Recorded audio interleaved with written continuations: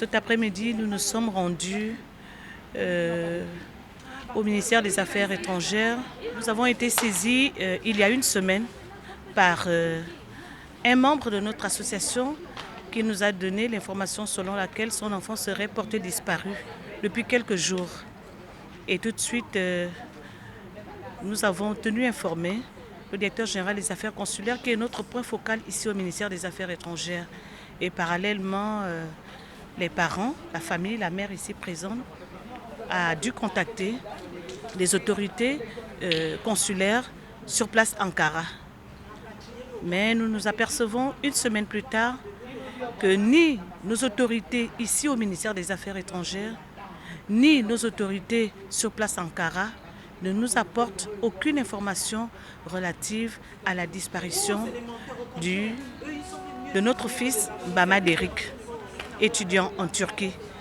Et donc nous pensions qu'arrivé ici cet après-midi, que des autorités, nos représentants diplomatiques allaient nous apporter une information, mais on s'aperçoit qu'il n'en est rien. Je ne pense même pas que la recherche soit faite, parce que si la recherche était faite, le directeur général des affaires consulaires me l'aurait dit, parce que je suis avec lui au téléphone depuis la disparition de l'enfant. Il a attendu qu'on arrive ici pour appeler l'ambassadeur enfin, pour qu'il nous dise qu'ils sont en train de chercher l'enfant. Mais nous avons la conviction que la recherche n'est pas faite. Et c'est désolant parce que nous savons que la loi numéro 006/2023 du 5 juin 2023 portant protection et assistance des Gabonais à l'étranger stipule que des enfants ou des Gabonais à l'étranger bénéficient d'une protection consulaire.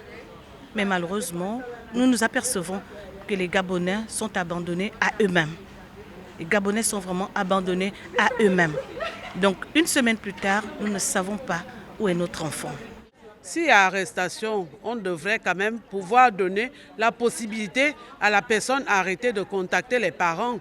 Donc, à ce qui me semble, ce n'est pas une arrestation, c'est plutôt des enlèvements qu'ils font. Parce que si on ne peut pas donner la possibilité à un enfant de contacter ses parents, ça ressemble beaucoup plus à un enlèvement qu'à une arrestation. Et c'est ce que nous voulons dénoncer et c'est ce que nous voulons que nos autorités nous aident à relayer.